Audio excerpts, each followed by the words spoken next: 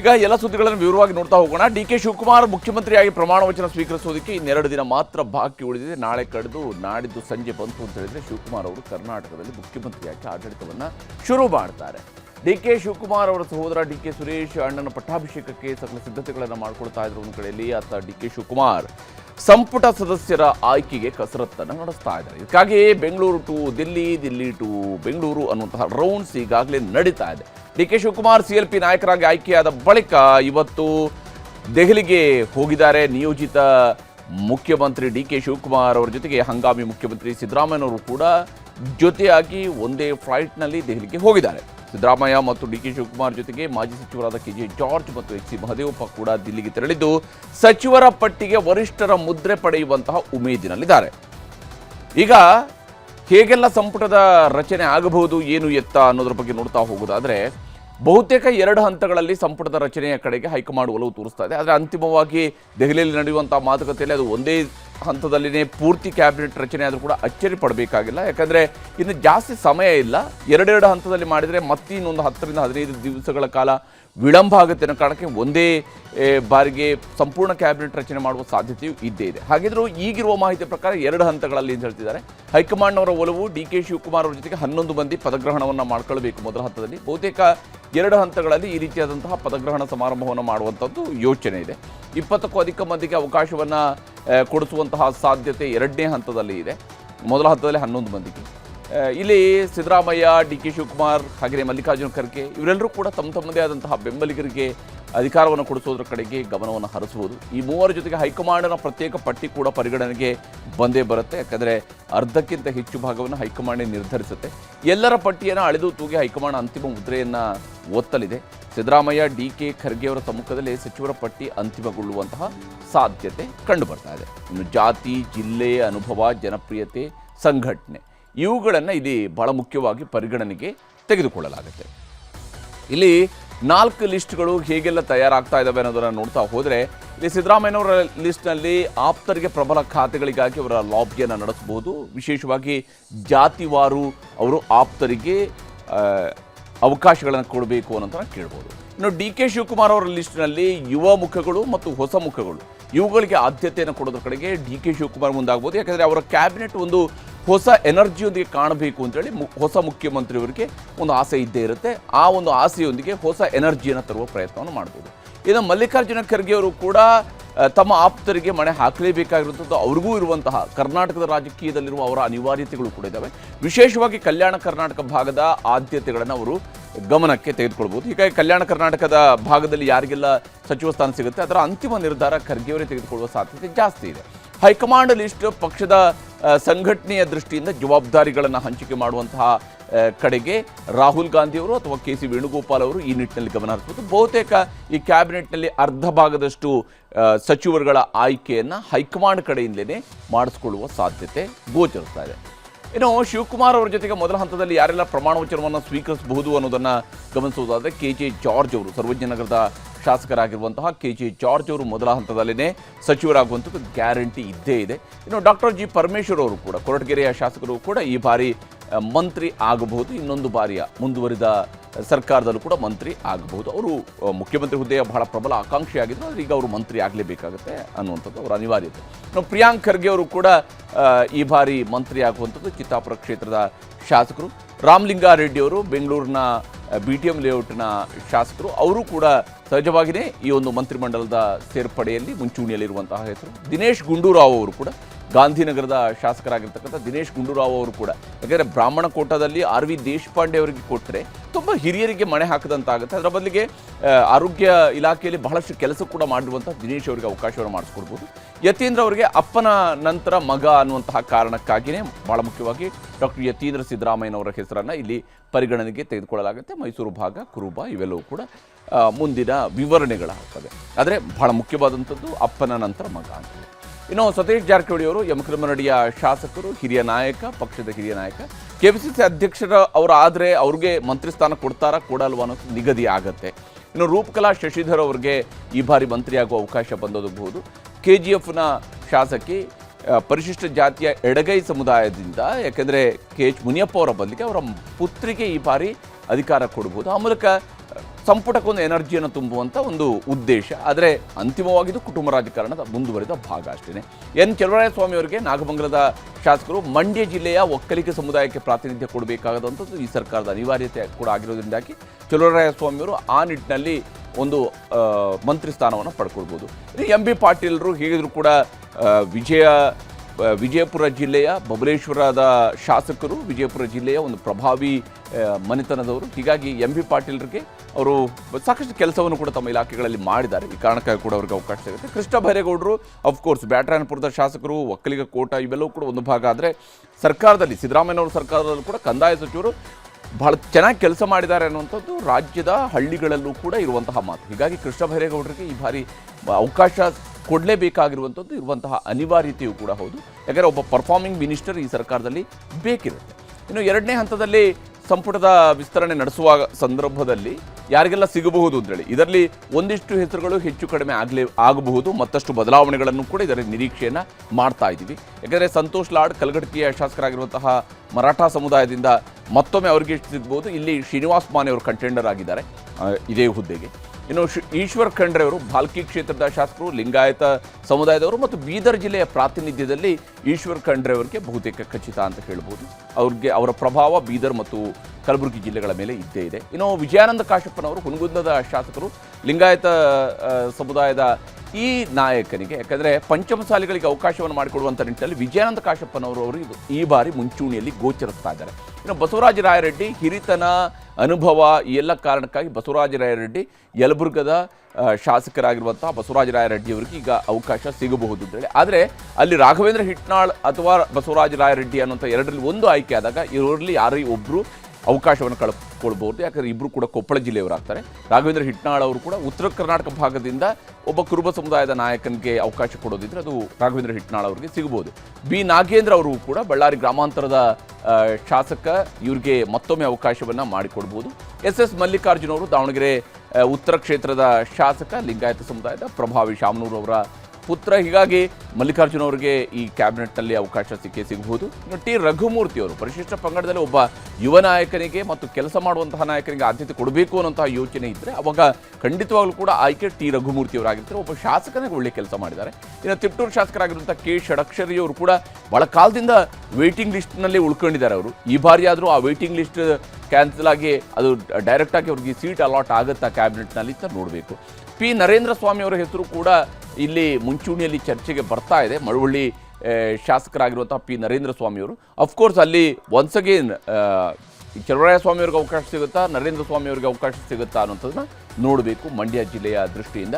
ಇನ್ನು H C Balakrishna Magadi ಕ್ಷೇತ್ರದ ಶಾಸಕರು, ಇವ್ರಿಗೆ ಅವಕಾಶ ಸಿಗುತ್ತಾ ಸಿಗಲ್ವಾ ಅನ್ನೋಂಥದ್ದು ಬಹಳ ಚರ್ಚಿತ ವಿಚಾರ. ಯಾಕೆಂದರೆ 4 ಜನ ಶಾಸಕರಿರ್ತಕ್ಕಂಥ ಬೆಂಗಳೂರು ದಕ್ಷಿಣ ಜಿಲ್ಲೆಯಿಂದ ಕೇವಲ ಒಬ್ಬರು ಮುಖ್ಯಮಂತ್ರಿ ಕೂಡ ಆಗಿ ಅದೇ ಜಿಲ್ಲೆಗೆ ಇನ್ನೊಂದು ಮಂತ್ರಿ ಸ್ಥಾನವನ್ನು ಕೊಡ್ತಾರಾ ಅನ್ನೋದ್ರ ಬಗ್ಗೆ ಪ್ರಶ್ನೆಗಳು ಇದ್ದೇ ಇದ್ದಾವೆ. ಸಿ ಪುಟ್ಟರಂಗಶೆಟ್ಟಿ ಚಾಮರಾಜನಗರದ ಶಾಸಕರು, ಉಪ್ಪಾರ ಸಮುದಾಯದವರು, ಹಿಂದುಳಿದ ವರ್ಗದಲ್ಲಿ ಉಪ್ಪಾರ ಸಮುದಾಯದ ಬಹಳ ಪ್ರಮುಖ ನಾಯಕ ಪುಟ್ಟರಂಗಶೆಟ್ಟಿ. ಹೀಗಾಗಿ ಈ ಬಾರಿ ಅವರಿಗೆ ಅವಕಾಶವನ್ನು ಮಾಡಿಕೊಡಬಹುದು ಅಂತೇಳಿ. ಎಸ್ ಪೊನ್ನಣ್ಣ ವಿಶೇಷವಾಗಿ ಇವ್ರಿಗೆ ಶಾಸಕರಾಗಿ ಮೊದಲ ಬಾರಿಯ ಶಾಸಕರು, ಕೊಡವ ಸಮುದಾಯದವರು, ಸಮುದಾಯ ಜಿಲ್ಲೆ ಈ ದೃಷ್ಟಿಗಳಿಂದ ನೋಡಿದಾಗ ಇವ್ರಿಗೆ ಇರುವಂಥ ಅವಕಾಶಗಳು ಕಡಿಮೆ ಆಗುತ್ತೆ. ಯಾಕಂದರೆ ನಂಬರ್ ವೈಸ್ ಎಲ್ಲವೂ ಕೂಡ ಕಡಿಮೆ ಇರುವಂಥದ್ದು. ಆದರೆ ಪೊನ್ನಣ್ಣ ಕಾನೂನು ಸಲಹೆಗಾರರಾಗಿ ಸಿದ್ದರಾಮಯ್ಯನವ್ರ ಜೊತೆಗೆ ಬಹಳ ಒಳ್ಳೆಯ ಒಡನಾಟ ಹೊಂದಿದಂಥವ್ರು ಶಿವಕುಮಾರ್ ಅವ್ರ ಜೊತೆ ಕೂಡ. ಹೀಗಾಗಿ ಪೊನ್ನಣ್ಣನಂಥವರು ಕ್ಯಾಬಿನೆಟ್ಗೆ ಸೇರಿದರೆ ಸಹಜವಾಗಿಯೇ ಆ ಸರ್ಕಾರಕ್ಕೆ ಒಂದು ಒಳ್ಳೆಯ ಸಚಿವರು ಸಿಕ್ಕಂತ ಆಗಬಹುದು. ಈ ಕಾರಣಕ್ಕೆ ಪೊನ್ನಣ್ಣ ಅವರ ಹೆಸರು ಕೂಡ ಮುಂಚೂಣಿಯಲ್ಲಿದೆ. ಇನ್ನು ಎಸ್ ಎನ್ ಸುಬ್ಬಾರೆಡ್ಡಿ, ಬಾಗೇಪಲ್ಲಿಯ ಶಾಸಕರಾಗಿರುವಂಥ ಎಸ್ ಎನ್ ಸುಬ್ಬಾರೆಡ್ಡಿ ಅವರು ಕೂಡ ಚಿಕ್ಕಬಳ್ಳಾಪುರ ಜಿಲ್ಲೆಯಿಂದ ಬಹಳ ಟ್ರೈ ಮಾಡ್ತಾ ಇದ್ದಾರೆ. ಅವ್ರಿಗೆ ಈ ಬಾರಿ ಅವಕಾಶ ಸಿಗುತ್ತಾ ಅಂತೇಳಿ. ಯಾಕೆಂದರೆ ಹಿಂದೆ ಸಮ್ಮಿಶ್ರ ಸರ್ಕಾರದಲ್ಲಿ ಶಿವಶಂಕರ್ ರೆಡ್ಡಿ ಅವರಿಗೆ ಸಿಕ್ಕಿತ್ತು. ಈ ಬಾರಿ ಸುಬ್ಬಾರೆಡ್ಡಿ ಅವರು ಆ ಒಂದು ಪ್ರಯತ್ನದಲ್ಲಿ ಇದ್ದಾರೆ. ಅವ್ರಿಗೆ ಅವಕಾಶ ಸಿಗುತ್ತಾ ನೋಡಬೇಕು. ಎಸ್ ಎನ್ ನಾರಾಯಣಸ್ವಾಮಿ ಅವರಿಗೆ ಬಂಗಾರಪೇಟೆ ಶಾಸಕರಾಗಿರುವಂಥ ನಾರಾಯಣಸ್ವಾಮಿ ಅವರಿಗೆ, ಆದರೆ KGF ಶಾಸಕಿಗೆ ಮಂತ್ರಿ ಸ್ಥಾನ ಸಿಕ್ಕಿದರೆ ನಾರಾಯಣಸ್ವಾಮಿ ಅವರಿಗೆ ಅದು ಹಿನ್ನಡೆ ಆಗಬಹುದು. ಆಗ ಉತ್ತರ ಕರ್ನಾಟಕ ಭಾಗಕ್ಕೆ ಮತ್ತೆ ದಲಿತ ಎಡಗೈ ಸಮುದಾಯದಿಂದ ಉತ್ತರ ಕರ್ನಾಟಕ ಭಾಗಕ್ಕೆ ಹೋಗ್ಬೋದು. ಅಂಥ ಸಂದರ್ಭದಲ್ಲಿ ನಾರಾಯಣಸ್ವಾಮಿ ಅವರು ಅವಕಾಶ ಕಳ್ಕೋಬಹುದು. ಅದರ್ವೈಸ್ ನಾರಾಯಣಸ್ವಾಮಿ ಅವರು ಕೂಡ ಇಲ್ಲಿ ಬಹಳ ಮುಂಚೂಣಿಯಲ್ಲಿರುವಂಥ ನಾಯಕ, ಬಹಳ ಉತ್ಸಾಹಿ ಶಾಸಕ ಕೂಡ ಅವರು. ರಿಜ್ವಾನ್ ಅರ್ಷದ್ ಅವರು ಶಿವಾಜಿನಗರದ ಶಾಸಕರಾಗಿರ್ತಕ್ಕಂಥ ರಿಜ್ವಾನ್ ಅರ್ಷದ್ ಅವರು ಕೂಡ ಮುಸ್ಲಿಂ ಸಮುದಾಯದಿಂದ ಈ ಬಾರಿ ಮಂತ್ರಿ ಆಗುವಂತಹ ನಿರೀಕ್ಷೆಯನ್ನು ಇಟ್ಕೊಂಡಿದ್ದಾರೆ. ಅದಕ್ಕೆ ಬೇಕಂತ ಸರ್ವ ರೀತಿಯ ಪ್ರಯತ್ನ ಮಾಡ್ತಾ ಇದ್ದಾರೆ. ಆದರೆ ಅವರ ಪಕ್ಕದ ಕ್ಷೇತ್ರ ಆಗಿರುವಂತಹ ಶಾಂತಿನಗರದ ಶಾಸಕರಾಗಿರುವ ಎನ್ ಎ ಹ್ಯಾರಿಸ್ ಅವರು ಕೂಡ ಈ ಒಂದು ಪ್ರಯತ್ನವನ್ನು ಮುಂದುವರಿಸಿದ್ದಾರೆ. ಹಾಗೆಯೇ ಅವರ ಪಕ್ಕದ ಕ್ಷೇತ್ರದ ಶಾಸಕರಾಗಿರುವಂತಹ ಜಮೀರ್ ಅಹಮದ್ ಖಾನ್ ಅವರು ಕೂಡ ಅಫ್ಕೋರ್ಸ್ ಮಂತ್ರಿ ರೇಸ್ನಲ್ಲಿ ಈಗಲೂ ಕೂಡ ಮುಂಚೂಣಿಯಲ್ಲಿ ಇದ್ದೇ ಇದ್ದಾರೆ. ಹೀಗಾಗಿ ಇವರು ಮೂರರಲ್ಲಿ ಯಾರಾದರೂ ಒಬ್ಬರಿಗೆ ಅವಕಾಶ ಸಿಗ್ಬೋದು. ಇನ್ನು ಕೆ ಎನ್ ಶಿವಲಿಂಗೇಗೌಡರು ನಿಜಕ್ಕೂ ಕಾಂಗ್ರೆಸ್ಗೆ ಹಾಸನದಲ್ಲಿರುವಂತಹ ಅಪಾರ್ಚುನಿಟಿಯನ್ನು ಮುಂದಿನ ಚುನಾವಣೆಯಲ್ಲಿ ಅವ್ರಿಗೆ ಉಳಿಸ್ಕೊಳ್ಬೇಕು ಅಂತ ಹೇಳಿದರೆ ಆಗ ಶಿವಲಿಂಗೇಗೌಡರು ಒಬ್ಬ ಒಳ್ಳೆಯ ಆಯ್ಕೆ ಆಗ್ಬೋದು. ಶಾಸಕರಾಗಿ ಶಾಸನ ಸಭೆಯಲ್ಲಿ ಅತ್ಯಂತ ಆಕ್ಟಿವ್ ಆಗಿ ಕೆಲಸ ಮಾಡ್ತಾ ಇರುವಂತಹ ಶಾಸಕ ಕೆ ಎನ್ ಶಿವಲಿಂಗೇಗೌಡರು. ಹೀಗಾಗಿ ಶಿವಲಿಂಗೇಗೌಡರಂಥವ್ರಿಗೆ ಮಂತ್ರಿ ಸ್ಥಾನ ಕೊಟ್ಟರೆ ಸರ್ಕಾರದಲ್ಲಿ ಒಳ್ಳೆಯ ಕೆಲಸ ಆಗಬಹುದು. ಕೇವಲ ಜಾತಿಯ ರೆಪ್ರೆಸೆಂಟೇಷನ್ ಅಲ್ಲದೆ ಕೆಲಸಗಾರ ಅನ್ನುವಂತಹ ನಿಟ್ಟಿನಲ್ಲಿ ಅವ್ರಿಗೆ ಕೊಡ್ತಾರಾ ನೋಡಬೇಕು. ಮಂಕಾಳ ವೈದ್ಯ ಅವರಿಗೆ ಭಟ್ಕಳ ಶಾಸಕರಾಗಿರುವಂತಹ ಮಂಕಾಳ ವೈದ್ಯ ಅವರಿಗೆ ಈ ಬಾರಿ ಮತ್ತೊಂದು ಅವಕಾಶ ಸಿಗುತ್ತಾ? ಮಗುವೀರ ಸಮುದಾಯದಿಂದ ಇರುವ ಏಕೈಕ ಶಾಸಕ ಆಗಿರೋದ್ರಿಂದಾಗಿ ಆ ಅವಕಾಶ ಮಂಕಾಳ ವೈದ್ಯ ಅವ್ರನ್ನೇ ಹುಡುಕಿಕೊಂಡು ಹೋಗ್ಬೋದು. ಆದರೆ ಈ ಬಾರಿ ಅವ್ರಿಗೆ ಕೊಡ್ತಾರಾ ಅಥವಾ ಉತ್ತರ ಕನ್ನಡದಲ್ಲಿ ಬೇರೆ ಯಾರಿಗಾದರೂ ಮಂತ್ರಿ ಸ್ಥಾನವನ್ನು ಕೊಡ್ತಾರಾ ನೋಡಬೇಕು. ಇನ್ನು ಬಿ ಕೆ ಸಂಗಮೇಶ್ವರ ಭದ್ರಾವತಿಯ ಶಾಸಕರು, ಒಂದು ವೇಳೆ ಮಧು ಬಂಗಾರಪ್ಪ ಅವರಿಗೆ ಅವಕಾಶ ಸಿಕ್ಕಿಲ್ಲ ಅಂತ ಹೇಳಿದರೆ ಆಗ ಶಿವಮೊಗ್ಗ ಜಿಲ್ಲೆಯ ಕೋಟಾದಲ್ಲಿ ಬಿ ಕೆ ಸಂಗಮೇಶ್ವರ ಅವರು ಮಂತ್ರಿ ಆಗುವಂತಹ ಸಾಧ್ಯತೆಗಳು ಗೋಚರಿಸಿದೆ. ಆದರೆ ಮಧು ಬಂಗಾರಪ್ಪ ಈ ಕ್ಷಣದಲ್ಲೂ ಕೂಡ ಸ್ಟ್ರಾಂಗ್ ಕಂಟೆಂಡರ್ ಆಗಿದ್ದಾರೆ ಮಂತ್ರಿಯಾಗಿ. ಯಾಕಂದರೆ ಶಿಕ್ಷಣ ಇಲಾಖೆಯಲ್ಲಿ ಅವರು ಮಾಡಿರುವಂತಹ ಕೆಲಸ, ಈ ಬಾರಿಯ ಫಲಿತಾಂಶ ಇವೆಲ್ಲವೂ ಕೂಡ ಅವರಿಗೆ ಇರುವಂತಹ ಪಾಸಿಟಿವ್ ಅಂಶಗಳು. ಹಾಗೆಯೇ ಈಡಿಗ ಸಮುದಾಯದವರಾಗಿರುವಂಥ ಬಿ ಕೆ ಹರಿಪ್ರಸಾದ್, ಅಂದರೆ ಒಂದು ವೇಳೆ ಮಧು ಬಂಗಾರಪ್ಪ ಅವರಿಗೆ ಅವಕಾಶ ತಪ್ಪೋದಕ್ಕೆ ಬಹಳ ಮುಖ್ಯ ಕಾರಣ ಏನಾದರೂ ಆಯಿತು ಅಂತಂದರೆ ಬಿ ಕೆ ಹರಿಪ್ರಸಾದ್ ಅವ್ರನ್ನ ಮಂತ್ರಿ ಮಾಡಿದರೆ ಮಾತ್ರ. ಅವ್ರಿಗೆ ಈಡಿಗ ಸಮುದಾಯದಿಂದ ಬಿ ಕೆ ಹರಿಪ್ರಸಾದ್ ಅವರಿಗೆ ಮಣೆ ಹಾಕ್ತಾರೆ, ಅಥವಾ ಯುವ ನಾಯಕನಾಗಿರುವ ಮಧು ಬಂಗಾರಪ್ಪ ಅವರು ಅಥವಾ ಬೇಳೂರು ಗೋಪಾಲಕೃಷ್ಣ ಅವ್ರನ್ನ ಮುಂದುವರಿಸ್ತಾರಾ? ಇವರಿಬ್ಬರಲ್ಲಿ ಯಾರನ್ನ ಆಯ್ಕೆ ಮಾಡ್ಕೊಳ್ತಾರೆ ಅನ್ನೋದನ್ನು ಕೂಡ ನೋಡಬೇಕಾಗಿದೆ. ಇನ್ನು ಲಕ್ಷ್ಮೀ ಹೆಬ್ಬಾಳ್ಕರ್ ಅವರು ಬೆಳಗಾವಿ ಗ್ರಾಮಾಂತರ ಕ್ಷೇತ್ರದ ಶಾಸಕಿ ಹಾಗೂ ಮಂತ್ರಿಯಾಗಿ ಗೃಹಲಕ್ಷ್ಮಿ ಯೋಜನೆಯನ್ನು ಜಾರಿಗೊಳಿಸುವಂತಹ ನಿಟ್ಟಿನಲ್ಲಿ ಕೆಲಸ ಮಾಡಿದ್ದಾರೆ. ಆದರೆ ಲಕ್ಷ್ಮೀ ಹೆಬ್ಬಾಳ್ಕರ್ ಅವರು 2 ತಿಂಗಳು ಗೃಹಲಕ್ಷ್ಮಿ ಹಣವನ್ನು ಹಾಕ್ಸದೆ ಅದನ್ನೆಲ್ಲ ಕನ್ಫ್ಯೂಸ್ ಮಾಡಿರುವಂಥದ್ದು ಕೂಡ ಒಂದು ಭಾಗ ಇದ್ದೇ ಇದೆ. ಒಬ್ಬ ಸಚಿವೆಯಾಗಿ ಅವರ ಕೆಲಸದ ಬಗ್ಗೆ ಇರುವಂತಹ ಬಹಳ ದೊಡ್ಡ ರಿಮಾರ್ಕ್ ಇರುವಂಥದ್ದು ಅದೇ ಕಾರಣಕ್ಕಾಗಿ. ಆದರೆ ಲಕ್ಷ್ಮೀ ಹೆಬ್ಬಾಳ್ಕರ್ ಅವರು ಪ್ರಭಾವಿ ಪಂಚಮಸಾಲಿ ಸಮುದಾಯದವರು, ಹಾಗಾಗಿ ಅವರಿಗೆ ಅವಕಾಶ ಮತ್ತೊಮ್ಮೆ ಒದಗಿ ಬರುತ್ತಾ ನೋಡಬೇಕು. ಲಕ್ಷ್ಮಣ ಸವದಿ ಅವರಿಗೆ ಅಥಣಿ ಶಾಸಕರಾಗಿರುವಂತಹ ಲಕ್ಷ್ಮಣ ಸವದಿಯವರು ಗಾಣಿಗ ಲಿಂಗಾಯತ ಸಮುದಾಯದವರು, ಲಿಂಗಾಯತ ಗಾಣಿಗ ಸಮುದಾಯದವರು. ಹೀಗಾಗಿ ಅಥಣಿ ಶಾಸಕರಿಗೆ ಕೇವಲ ಅಥಣಿ ಮಾತ್ರ ಅಲ್ಲದೆ ಅಕ್ಕಪಕ್ಕದ ಬಾಗಲಕೋಟೆ, ವಿಜಯಪುರ ಅಥವಾ ಕಲಬುರಗಿಯಂತಹ ಜಿಲ್ಲೆಗಳಲ್ಲೂ ಕೂಡ ಬಹಳ ದೊಡ್ಡ ಪ್ರಭಾವವನ್ನು ಲಕ್ಷ್ಮಣ ಸವದಿಯವರು ತನ್ನ ಸಮುದಾಯದ ಮೇಲೆ ಬೀರಬಲ್ಲರು. ಹೀಗಾಗಿ ಲಕ್ಷ್ಮಣ ಸವದಿಯವರನ್ನ ಈ ಬಾರಿ ಮಂತ್ರಿ ಮಾಡುವ ಸಾಧ್ಯತೆ ಇದೆ. ಗಣೇಶ್ ಹುಕ್ಕೇರಿ ಬಹಳ ಕಾಲದಿಂದ ವೇಟಿಂಗ್ನಲ್ಲಿದ್ದಾರೆ, ವೇಟಿಂಗ್ ಲಿಸ್ಟ್ನಲ್ಲಿದ್ದಾರೆ. ಯಾಕಂದರೆ ಪ್ರಕಾಶ್ ಹುಕ್ಕೇರಿ ಅವರು ನೋಡಿ, ಅವ್ರ ಹಿಂದೆ ಮಂತ್ರಿ ಆಗಿದ್ದಂಥವರು ಪಕ್ಷ ಹೇಳ್ತು ಅಂತೇಳಿ ಲೋಕಸಭೆಗೆ ಹೋದರು. ಈ ಕಾರಣಕ್ಕಾಗಿ ಮಂತ್ರಿ ಸ್ಥಾನ ಹೋಯಿತು. ನಂತರ ಗಣೇಶ್ ಹುಕ್ಕೇರಿ ಅವರ ಸ್ಥಾನವನ್ನು ತುಂಬುವುದಕ್ಕೆ ಕಾಯ್ತಾ ಇದ್ದಾರೆ. ಚಿಕ್ಕೋಡಿ ಸದಲಗಾದ ಶಾಸಕರಾಗಿರುವಂತಹ ಗಣೇಶ್ ಹುಕ್ಕೇರಿ ಅವರು ಈ ಬಾರಿ ಆದರೂ ಅವರಿಗೆ ಮಂತ್ರಿ ಸ್ಥಾನ ಸಿಗುತ್ತಾ ಅನ್ನೋಂಥನ್ನ ನಿರೀಕ್ಷೆ ಮಾಡ್ತಾ ಇದ್ದಾರೆ.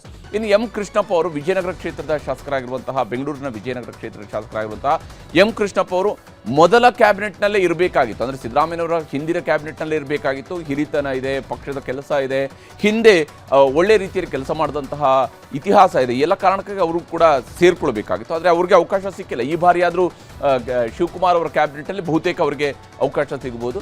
MLC ಆಗಿರುವಂತಹ ಸಲೀಂ ಅಹಮದ್ ಅವರು ಕೂಡ ಮುಸ್ಲಿಂ ಕೋಟಾದಲ್ಲಿ ಬಹಳ ನಿರೀಕ್ಷೆಯನ್ನು ಇಟ್ಕೊಂಡಿದ್ದಾರೆ. ಇಲ್ಲಿ UT ಖಾದರ್ ಅವರು ಕೂಡ ಮಂತ್ರಿ ಆಗುವಂತಹ ಸಾಧ್ಯತೆ ಇರೋದ್ರಿಂದಾಗಿ ಸಲೀಂ ಅಹಮದ್ ಅವರಿಗೆ ಎಷ್ಟರ ಮಟ್ಟಿಗೆ ಅವಕಾಶ ಮಾಡಿಕೊಡ್ತಾರೆ, MLCಗಳಿಗೆ ಎಷ್ಟು ಜನಕ್ಕೆ ಅವಕಾಶ ಮಾಡಿಕೊಡ್ತಾರೆ ಅನ್ನುವಂತಹ ಪ್ರಶ್ನಾರ್ಥಕ ಚಿಹ್ನೆ ಇರೋದ್ರಿಂದಾಗಿ ಸಲೀಂ ಅಹಮದ್ ಒಬ್ಬ ಕಂಟೆಂಡರ್ ಆಗಿ ಗೋಚರಿಸ್ತಾ ಇದ್ದಾರೆ ಇಲ್ಲಿ. ಇನ್ನು ಯುವ ನಾಯಕತ್ವಕ್ಕೆ ಅವಕಾಶ ಕೊಡೋದಿದೆ. ದರ್ಶನ್ ಧ್ರುವನಾರಾಯಣ ಒಬ್ಬ ಒಳ್ಳೆಯ ಆಯ್ಕೆ ಆಗ್ಬೋದು. ನಂಜನಗೂಡಿನ ಶಾಸಕರಾಗಿರ್ತಕ್ಕಂಥ ಧ್ರುವನಾರಾಯಣ, ಅವರ ತಂದೆ ಕಾಂಗ್ರೆಸ್ನಲ್ಲಿ ವರ್ಕಿಂಗ್ ಪ್ರೆಸಿಡೆಂಟ್ ಆಗಿ ಶಿವಕುಮಾರ್ ಅವ್ರ ಜೊತೆ ಕೆಲಸ ಮಾಡಿದಂಥವ್ರು ಅಕಾಲಿಕವಾಗಿ ನಿಧನರಾದರು ಧ್ರುವನಾರಾಯಣ್. ಅದರ್ವೈಸ್ ಅವರು ಮಂತ್ರಿ ಆಗಿರ್ತಿದ್ರು. ಆದರೆ ದರ್ಶನ್ ಅವರಿಗೆ ಅವಕಾಶವನ್ನು ಮಾಡಿಕೊಟ್ಟು ಚಾಮರಾಜನಗರ ಜಿಲ್ಲೆಯಲ್ಲಿ ಒಂದು ಒಳ್ಳೆಯ ರೀತಿಯಲ್ಲಿ ಪಕ್ಷದ ಸಂಘಟನೆ ಮಾಡೋದಕ್ಕೆ ಮತ್ತು ಮೈಸೂರಿನ ಭಾಗದಲ್ಲಿ ಸಂಘಟನೆ ಮಾಡೋದಕ್ಕೆ ಯುವ ನಾಯಕತ್ವಕ್ಕೆ ಅವಕಾಶವನ್ನು ಮಾಡಿಕೊಡ್ತಾರಾ ಅನ್ನೋದನ್ನು ನೋಡಬೇಕಿದೆ. ಪಕ್ಷ ತೀರ್ಮಾನ ನಮ್ದೇನಿಲ್ಲ. ಪಕ್ಷದ ತೀರ್ಮಾನಕ್ಕೆ ಏನಾಗುತ್ತೆ ಅದೇ ಸಿಕ್ಕರೆ ಭೇಟಿ ಆಗ್ತೀವಿ. ಗೊತ್ತಿಲ್ಲ, ಅದೇ ಎಲ್ಲ ನಮ್ಮ AICC ನೋಡಿ ಆಗದೇ ಇಲ್ಲ ಅನ್ನೋದನ್ನ DK ಶಿವಕುಮಾರ್, ಸಿದ್ದರಾಮಯ್ಯನವರು ಎಷ್ಟು ಸ್ಮೂತಾಗಿ ಹ್ಯಾಂಡಲ್ ಮಾಡಿದ್ರು. ನಮ್ಮ ಪಕ್ಷ DCMಗಳು ಮಾಡ್ತಾರೋ, ಮಂತ್ರಿಗಳನ್ನ ಕೊಡ್ತಾರೋ, ಯಾರು ಕೊಡ್ತಾರೋ ಅದೆಲ್ಲವೂ ನಮ್ಮ ಪಕ್ಷ ಸಮರ್ಥವಾಗಿ ಸಮಾಧಾನವಾಗಿ ತೀರ್ಮಾನ ಮಾಡ್ತಾರೆ. ಇವತ್ತು ಡೆಲ್ಲಿ ಹೋಗ್ಲತ್ತೇನೆ, ಅಲ್ಲಿ ಹೋಗಿ ಎಲ್ಲ ಸೀನಿಯರ್ ಲೀಡರ್ಗೆ ಭೇಟಿ ಮಾಡಿ ಮತ್ತೆ ಆಮೇಲೆ ತಮಗೆ ಮಾತಾಡ್ತೇನೆ. ಮತ್ತೊಂದು ಬಾರಿ ಅವಕಾಶ ಸಿಗುತ್ತೆ ಅಂತ ಭರವಸೆ ಇದೆ. ಭರವಸೆ ಇದೆ. ಯಾವ್ದು ಭರವಸೆ ಮೇಲೆ ಎಲ್ಲ ನಾವು ಮುಂದೆ ಹೋಗ್ಬೇಕು. Try what hour best. ಈ ಬಾರಿ ಯಾವ ಖಾತೆ ಮೇಲೆ ಯಾವ ಖಾತೆ ಖಾತೆದು ಇಲ್ಲ, ಫಸ್ಟ್ ಇವತ್ತೇ ಬಂದಿನಿ ನಾನು. ಫಸ್ಟ್ ಹೋಗಿ ಅಲ್ಲಿ ಭೇಟಿ ಆದ್ರ ಮೇಲೆ ಡಿಸೈಡ್. ನಾವು ಮನವಿ ಮಾಡಕ್ಕೆ ಹೋಗ್ತಾ ಇದ್ವಿ. ನಿರೀಕ್ಷೆ ಇದೆಯಾ ಸರ್ ಈ ಬಾರಿ? ನಿರೀಕ್ಷೆ ಇದೆ, ಜಿಲ್ಲೆಗೆ ಕೊಡ್ಬೇಕಲ್ಲ ಪ್ರಾಧಾನ್ಯತೆ, ಕೊಡ್ತಾರೆ ಅಂತ ತಿಳ್ಕೊಂಡಿದೀವಿ. ಯಾರನ್ನ ಭೇಟಿ ಮಾಡ್ತೀರಾ ಸರ್? ನೋಡ್ತೀವಿ, ಎಲ್ಲಾರನು ಮಾಡ್ತೀವಿ, ಅವರು ಇವರು ಅಂತ ಅಲ್ಲ. ನೀವು ಕಾಂಗ್ರೆಸ್ ಬರ್ಬೇಕಾದ್ರೆ ನಿಮ್ಗೆ ಒಂದು ಭರವಸೆ ಕೂಡ ಕೊಟ್ಟಿದ್ದಾರೆ. ಭರವಸೆನು ಒಂದ್ ಕಡೆ ಎಲ್ಲ ಇರುತ್ತೆ ಸರ್. ಆಗತ್ತೆ ಅಂತ ಭಾವನೆ ತಿಳ್ಕೊಂಡು. ಮೊದಲನೇ ಹಂತದ ಸಿಚುವೇಶನ್ ಪುಟದಲ್ಲಿ ಸೇರ್ಪಡೆ ಮೊದಲನೇದಲ್ಲಾಗುತ್ತೋ ಎರಡನೇದ್ರಲ್ಲಾಗುತ್ತೋ ಒಟ್ಟಿನಲ್ಲಿ ಆಗತ್ತೆ. ನೋಡೋಣ, ತೀರ್ಮಾನ ಎಲ್ಲ ಡೆಲ್ಲಿಯಿಂದ ಆಗ್ಬೇಕು. ಸೊ ಪಕ್ಷದಲ್ಲಿ ಕೆಲಸ ಮಾಡಿದೀವಿ, ಪಕ್ಷಕ್ಕೋಸ್ಕರ ದುಡ್ದಿದೀವಿ. 18 ವರ್ಷ ಆಯ್ತು, ಈಗ 4ನೇ ಬಾರಿ ಶಾಸಕನಾಗಿದ್ದೀನಿ. ಖಂಡಿತವಾಗಿ ಅವಕಾಶ ಕೊಡ್ತಾರೆ ಅನ್ನೋ ಒಂದು ನಂಬಿಕೆ ನನಗೂ ಕೂಡ ಇದೆ. ಪಾರ್ಟಿ ಹಾಗೂ ಸರ್ಕಾರ ಎರಡಕ್ಕೂ ಶಕ್ತಿ ತರುವಂತ ಕೆಲಸ ಮಾಡ್ತಾ ಬಂದಿದ್ದೀವಿ. ಅದನ್ನೇ ಮುಂದುವರಿಸ್ಬೇಕು, ಇನ್ನೂ ಜಾಸ್ತಿ ಮಾಡಬೇಕು ಅನ್ನೋ ಆಸೆ ನಮಗೂ ಕೂಡ ಇದೆ. ಹೀಗೆ ಮಾಜಿ ಸಚಿವರು, ಸೀನಿಯರ್ ಶಾಸಕರುಗಳು ಈ ರೀತಿಯಾಗಿ ನಿರೀಕ್ಷೆನ ಇಟ್ಕೊಂಡಿದ್ರೆ, ಮೊದಲ ಬಾರಿ ಆಯ್ಕೆ ಆಗಿರುವಂಥ ಶಾಸಕರು ಕೂಡ ಮಂತ್ರಿಗಿರಿ ವಹಿಸಿಕೊಳ್ಳೋದಕ್ಕೆ ನಾವು ರೆಡಿ ಅಂತ ಹೇಳ್ತಾ ಇದ್ದಾರೆ. ಮೊದಲ ಬಾರಿಗೆ ಆಯ್ಕೆ ಆಗಿರುವಂಥ ಚಿಕ್ಕಬಳ್ಳಾಪುರದ ಶಾಸಕ ಪ್ರದೀಪ್ ಈಶ್ವರ್ ತಮಗೂ ಮಂತ್ರಿಗಿರಿ ಬೇಕು ಅಂತ ದೆಹಲಿಗೆ ಹೊರಟಿದ್ದಾರೆ. ಜೊತೆಗೆ ಇನ್ನೂ ಹಲವು ನಾಯಕರು ಕೇಂದ್ರ ನಾಯಕರ ಭೇಟಿಗಾಗಿ ದೆಹಲಿಯತ್ತ ಹೋಗಿದ್ದಾರೆ. ಮತ್ತೊಂದು ಕಡೆ ಉಪಚುನಾವಣೆಯಲ್ಲಿ ಗೆದ್ದಿರುವಂಥ ಸಮರ್ಥ ಶಾಮನೂರು ಕೂಡ ನನಗೊಂದು ವೇಳೆ ಏನಾದರೂ ಸಚಿವ ಸ್ಥಾನ ಕೊಟ್ಟರೆ ನಾನೂ ಕೂಡ ಹಿಂದೆ ಸರಿಯೋದಿಲ್ಲ ಅನ್ನುವಂಥ ಮಾತುಗಳನ್ನು ಹೇಳ್ತಾ ಇದ್ದಾರೆ. ಇದೆಲ್ಲ ನನ್ನ ಹೈಕಮಾಂಡ್ ಮೇಲೆ, ಡಿ ಕೆ ಸಾಹೇಬ್ರ ಮೇಲೆ, ಸಿದ್ದರಾಮಯ್ಯ ಸಾಹೇಬ್ರ ಮೇಲೆ, ಅವ್ರ ಮೇಲೆ ಐತೆ ರೀ ಸರ್. ಅದು ನನ್ನ ದೃಷ್ಟಿನಲ್ಲಿ ಹಂಗೆ ಸಿಕ್ಕರೆ ನನಗೂ ನಮ್ಮ ಡಿಸ್ಟ್ರಿಕ್ನಲ್ಲಿ, ನಮ್ಮ ತಾಲೂಕಿನಲ್ಲಿ ಜಾಸ್ತಿ ಅನುದಾನ ತರೋದು ಇರ್ತೈತಿ. ಸೊ ಹಿಂದೆಂತೂ ಸರ್ಕಾಣಲ್ಲ ಸರ್. ಯಾಕಂದರೆ ಹಂಗೆ ಸಿಕ್ಕರೆ ನಾನು ಇನ್ನೂ ಜಾಸ್ತಿ ಕೆಲ್ಸಗಳು ಮಾಡಿಸ್ಬೋದು, ಇನ್ನೂ ಫೈನಾನ್ಷಿಯಲ್ ಸ್ಟ್ರೆಂತ್ ಸಿಗ್ತೈತಿ ನಮ್ಮ ಡಿಸ್ಟ್ರಿಕ್ನಲ್ಲಿ ಕೆಲ್ಸಗಳು ಮುಂದುವರಿಯೋಕ್ಕೆ. ಸೊ ಏನಾರ ಡಿಸಿಷನ್ ಇರಲಿ, ನಾನು ವೆಲ್ಕಮ್ ಮಾಡ್ತೀನಿ.